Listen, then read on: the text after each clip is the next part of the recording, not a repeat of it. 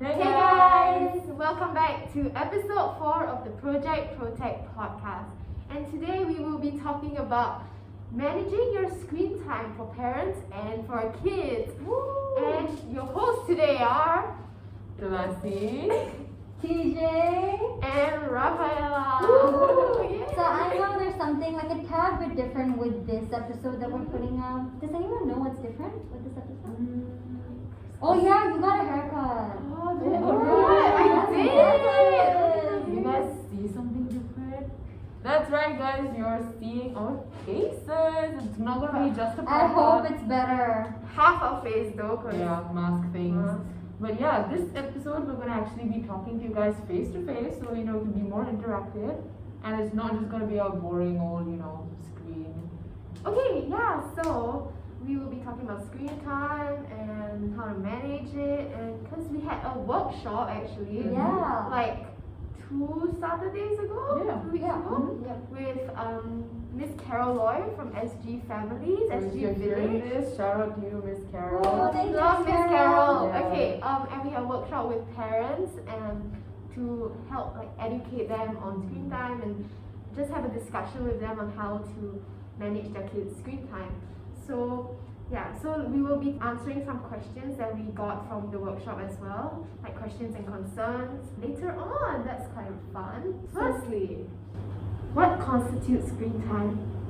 Okay, so I think a lot of people think screen time is just going on your phone, but it's inclusive of like laptop, time you spend on the laptop, time you spend watching TV, time you spend on your phone, and yeah, screen time is basically any exposure to a screen. Any electronic device. Yeah. Yeah, so even listening to music Yeah, is kind of screen time. yeah. It's just that it's passive consumption more than like active. Yeah. Yeah.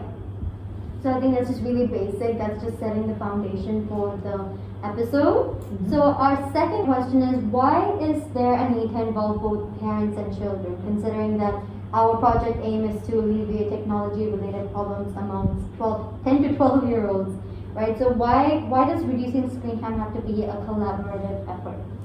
Any thoughts? So I think when it comes to managing screen time at a young age, obviously the parents are really involved in the child's life. So I think for it to become more of a screen time to be more of a liberty than like something that everyone should have, I think it's important that parents talk with their kids to set like a limit so that it doesn't seem like the parents are nagging at the kids or just like asking them to stop using their phone or whatever. So having a conversation with your child or with your parent, whoever you are listening, and it would really help your relationship when it comes to screen time, and it'll like clear any misunderstandings that you have. And yeah, I also think for especially the age group that we are targeting, 10 to 12, we did a survey last year on when people get their phones, and that's around the age where people get their first phone. And at that age, most kids don't have a lot of self-control. It's quite difficult for them to discipline themselves and put their phone away when they need to. So it's important that the parents get involved because at that age, I think you need a bit more parental guidance. Yeah. But maybe when you're older, you get more mature and Hopefully. especially when you're young, you need parental guidance. Yeah, and I think it's a great way to bond as well between parent and child and show how similar you are, because generally when you have problems such as addiction to screen time, it's better to have someone you love and trust going through the same thing with you, so you know that there's someone else out there that you love that is going through the same set of emotions and experiences as you. So it's a form of support as well. So I think to involve both the parents and child just brings them closer and improves their relationship. Yeah, I would agree with that because it's not you're not the only one using your digital devices. Your parents do as well, and they have even more exposure to it due to their job and all. So I think it is a problem that affects their age group as well. So having a conversation with them would just help both of you just figure it out together. Yeah. That's nice. Okay. So the next thing is we're going to discuss how parents and children spend their time on the internet or on their digital devices. What do you do most on your digital devices, I guess? Oh my god, Facebook for parents. Actually, that's true. Yeah, I swear, I think parents spend the most time on Facebook and children in our target age, 10 to 12, spend their time on games. Because generally, in that age range, not a lot of people are on social media. I think it's towards just social media in general. yeah. So I think they spend more of their time playing or watching TV or playing games, such as like Roblox, Minecraft, multiplayer games. Yeah. I find my dad like scrolls through Facebook videos a lot. Mhm. And like that's kind of the equivalent to Instagram videos, honestly, like which Yeah. I do a lot too. And That's Facebook kinda does own interesting. Instagram, so. Oh, Okay, so let's go to the fourth guiding question. So, how should parents set guidelines for their child, and how do they do that in a way that the child will follow these guidelines? I think a really important part of this is like what we mentioned earlier, having a conversation with your child or parent. It will like enable you to understand what their needs are and how you should mold your screen time allowance to fit them. It will also let the child know that you can trust your parent on this, and you can have a conversation and just make sure that they understand what you want to use your devices for, and accordingly set your screen time limits. Yeah, I think trust is a very important factor in ensuring that your child actually listens to the guidelines you set. Because I feel like at age 10 to 12, especially 12 when you're just entering, your teenage years, you want to rebel, So if your parents set you guidelines that you just don't like, you're going to want to rebel, and it's going to cause a lot of unnecessary tension in the household. So I think having an open conversation like you mentioned, and negotiating terms, and just treating your child as an equal more than someone you look down is like very important. I think a lot of parents don't realize how like reasonable children can actually be. If you give your child a proper reason as to why they should do something, they're more likely to follow it than you just saying like, oh yeah, do this, right? And then also same goes for parents, right? Like if you're a child and you're like, oh, I need this for school, I need to do my work, right? Then they're more likely to listen to you. So just just give reasons. The child needs to feel like they're being heard, listened to. I think that's very important. I think a way you can do this is actually by using a screen time contract. So this would make sure that both the parent and child clearly have some rules set down of like how much time they can spend and stuff, and it will also enable, like we mentioned, for them to have a conversation and actually understand where both parties are coming from. Let's move on to our next guiding question. So, how can parents maintain a healthy relationship with their child while also setting guidelines for their children on screen time? So, I think the point of this question is the fact that usually when any sort of guideline or rule is set, especially on screen time, there's a lot of tension in the house and a lot of friction between the parent and the child. So, how can that be avoided, or at the least alleviated? I think one important thing for the child to understand is where the parents are coming from, because they're not here to just impose random rules on you and just have fun by doing it. They're trying to help you, and if there's anything that you feel that might be wrong, you can always talk to them. So I think having that trust, like what TJ mentioned earlier, that your parents are here to do good for you, will actually help you to understand why they would say something, or like why they're putting such rules, because a lot of the times they do have a better sight on whatever we're doing than we do ourselves, because at such a young age as well, like what Raph mentioned, we don't really have a lot of control over our actions. So I think it's important that our parents do interfere with them, and we should trust them to say what they want to hear. And I think parents should also be patient with their children, because you can't expect your child to immediately understand everything. You can't expect them to immediately follow everything, especially if they were like really addicted before, and you can't just expect them to like not use their phones at all.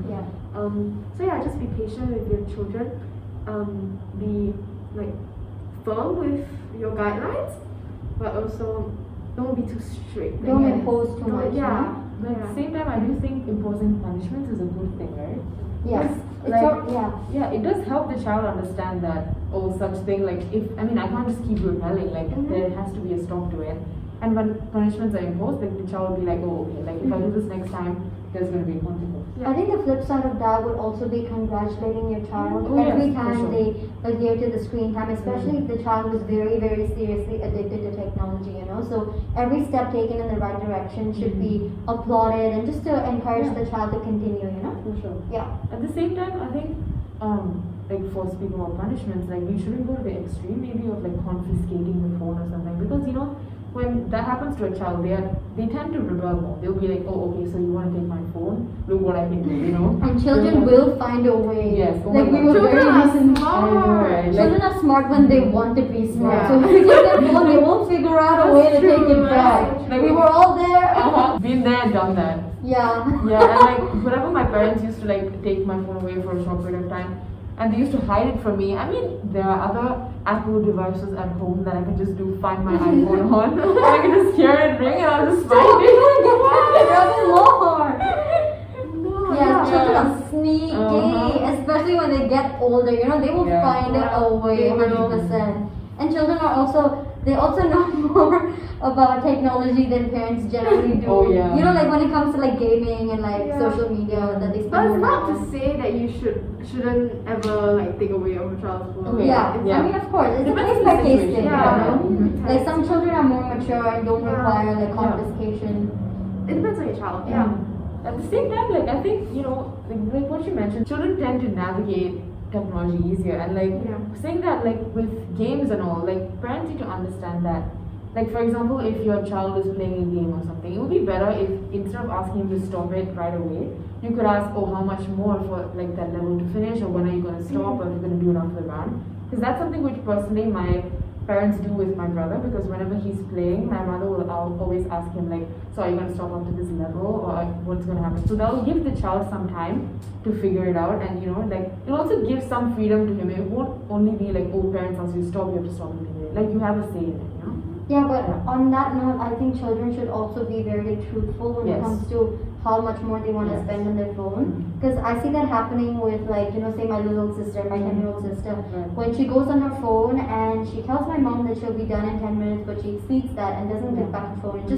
It just makes my mom not trust her more, you know. So Yes. then this again a lot of tension that can be Yeah. very easily avoided. So yeah, there should be mutual trust and respect for the limits that you set for yourself. Yeah. Okay. Nice. I have some questions from our workshop that we had with Miss Caroline. Yeah. Okay.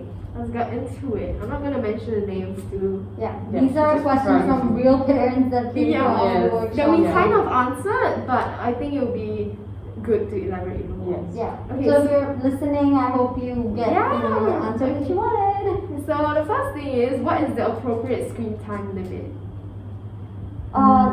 There's actually a lot of like Yeah. research that's been done on it, and I don't have numbers that I can tell you right now.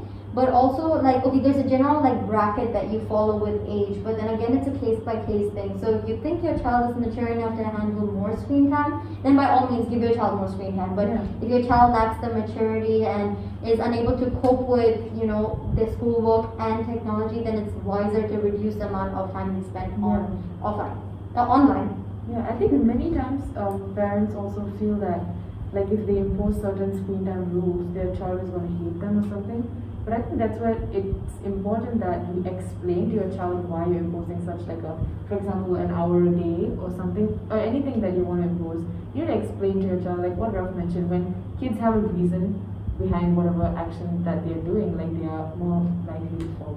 Yeah, they're more receptive to Mhm. it. Yeah. Fair Next enough. question. Yeah. How would you suggest managing screen time for kids of different ages? Since they always compare with each other Mm. and complain. This you is know. especially for siblings, you know, Yeah. like Yeah. especially children with older siblings. Always like, oh, you know, my sister has more screen time than me. Why is this? It's unfair. It's unfair. That stuff. Mhm. And I think for this, it's important for the parent to establish that both children are at different points of their Yes. life, Mhm. and therefore they have different sets of rules that they have to follow. Because, Yeah. like I mentioned, I have a 10-year-old sister Mhm. and 6-year age gap, right? So that's pretty big. So right now, you know, she doesn't have that much like time that she can spend online. Well, I have a lot more time I spend online. And again, there's like always the feeling that is unfair, and Mhm. you know, she always gets like kind of angry about it. But then again, my mom always enforces that two different people, two different points of their life, and I think it makes it better. Yeah. Yeah, and also like I think at our age right now, we need the computer more Mm. Yeah. because like schoolwork and stuff. So Yeah. I think it's just needs as well. Yeah, and Like like why you're using Mhm. it. Yeah. I have a brother who's 13 as well, and like nowadays, you know, I mean, since the whole HBL thing, I mean, all his schoolwork has also been more reliant on technology. So I think the needs wise, I think even though he's just in year 1 and I'm already in year 4, there are things that he needs his laptop for like schoolwork and all. But most of his time again is spent on like entertainment and gaming and all that. So again, just making sure that the needs and wants are like, differentiated and just going about that. Yeah. Okay, next one. In response to apps and extensions that help your child manage their screen time,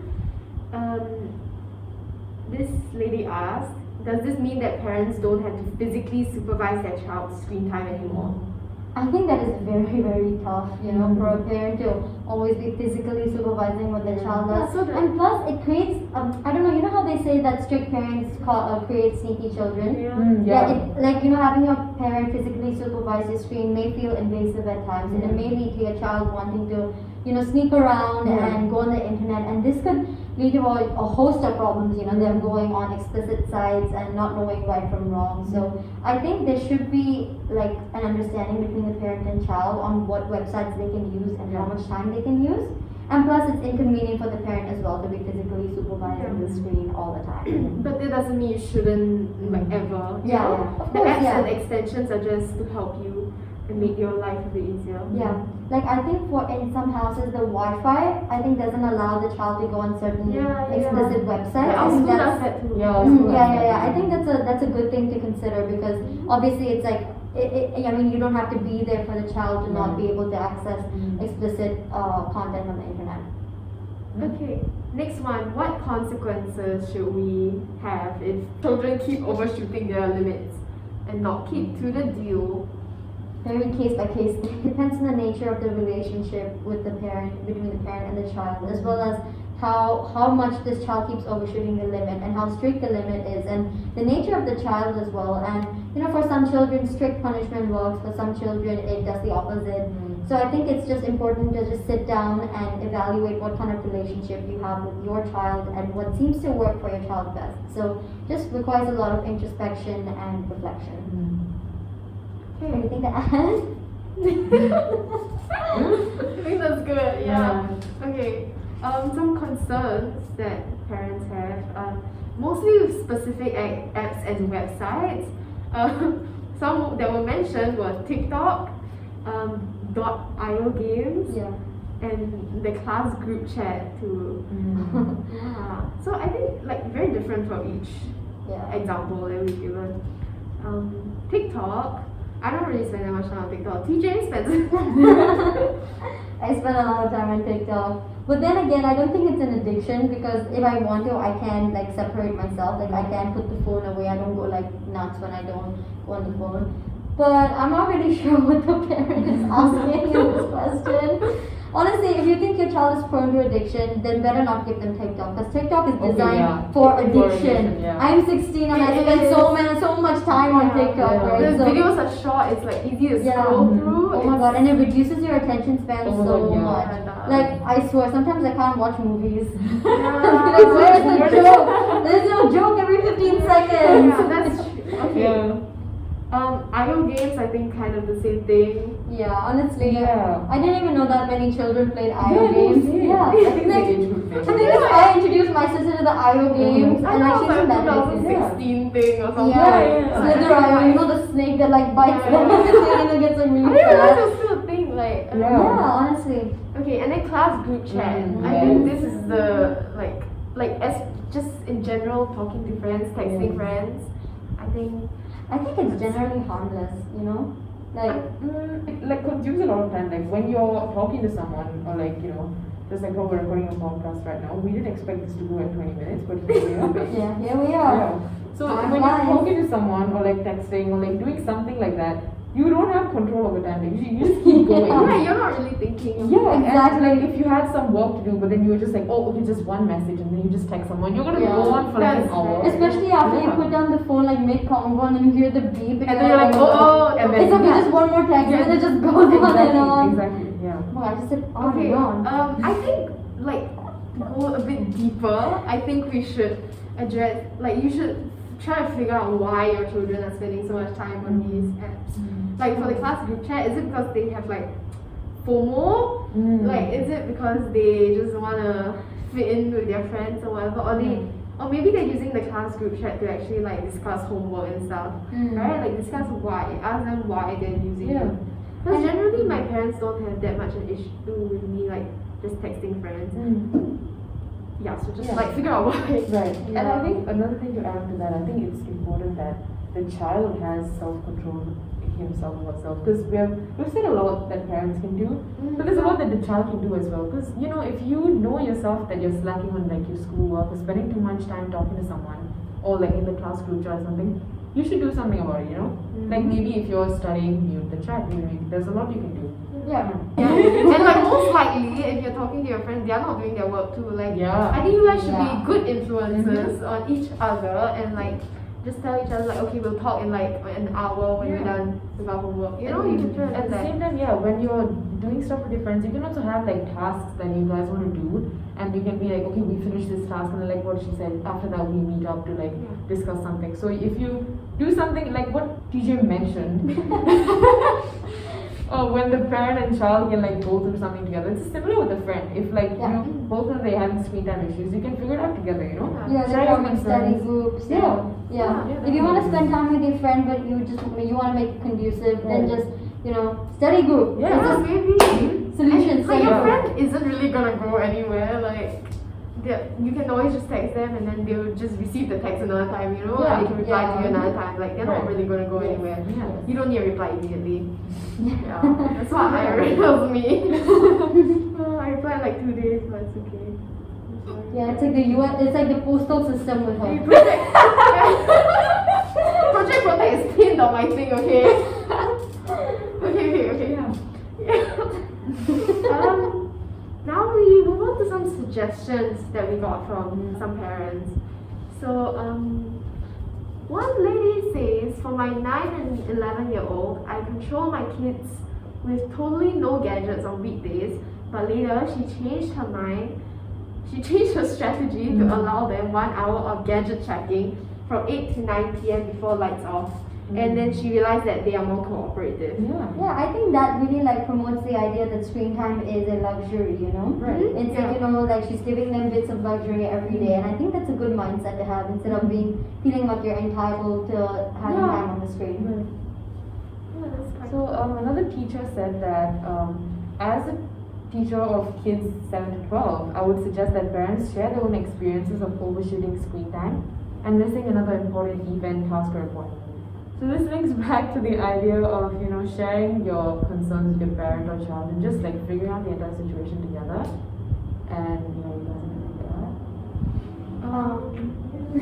And it doesn't always have to be like important events or whatever. It can just be like I feel myself, my brain is getting slower or something like that. But I think that I think that comes with emotional maturity as well as because if at age 10, 11, when I first got my phone, I wouldn't have been able to put it away, even if I felt myself getting slower.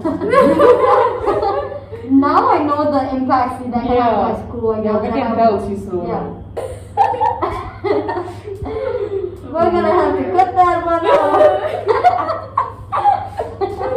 Okay, another suggestion is that if your child overshoots 10 minutes one day, the next day they will start 10 minutes later.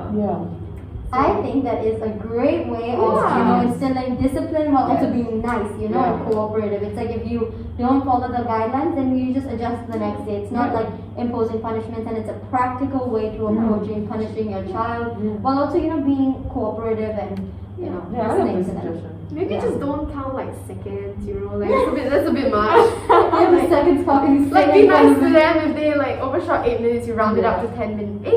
Round it down to 5 minutes. Like don't be so like don't count seconds. And another great suggestion from someone is installing screen time apps. So I think that is really important because like physically monitoring your child would be difficult. So having screen time apps installed on their phones would also give them like a constant reminder, because when you're always on the phone and then you have like reminders and notifications popping up, you'll be like, oh okay, probably should keep it. So when you have it right there accessible, it's better to. It's online guilt tripping. Okay, so there already is like built-in screen time manager in Apple. Mm-hmm. For Apple phones, it's in your settings. You can find it. I think you just scroll down. It's under screen time. Yeah. And it's quite good because if your family is connected through Apple ID, right, then the parents can actually check on the child's screen time, and you can set like downtime. So afterwards, like some apps would not be able to use, right? So that's good. And then for Android, apparently there's this app called Family Link, which we haven't tried out because we are not Android users anymore. I might switch a month ago. Yeah, we will be interested to try that out. And if any of you have tried it out, like let us know. Let us know, yeah. Yeah, in the comments for someone saying that.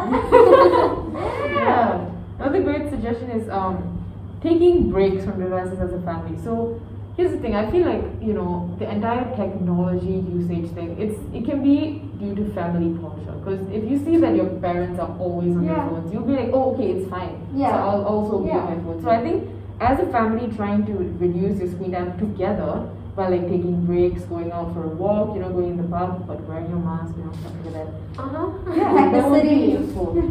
Yeah. Yeah. And I think it also shows that, there goes the bell. It shows that it's a collaborative effort, and you have people you love on your side who want to help you as well. And playing board games and taking a walk is also equally as fun as going on the internet, especially with your family and your friends. So I think with that, we come to the end of this episode. So this is our first video that we'll be uploading, episode 4, and hopefully we can upload more videos like this. Hope you enjoyed it. Yeah, and please tell us below in the comments if you prefer an audio or like the video one. We're still trying it out. And also just leave comments about like what you would like to see in the future, maybe. Yeah. And if you have any suggestions for parents who have kids about screen time, let us know in the comments. Any comments, concerns, like anything. Anything at all. Just let us know. Anything. We'll Just reply treat it to like a everything. forum. And leave a like. Leave a like and subscribe to our channel. The basic things. And see you guys next time.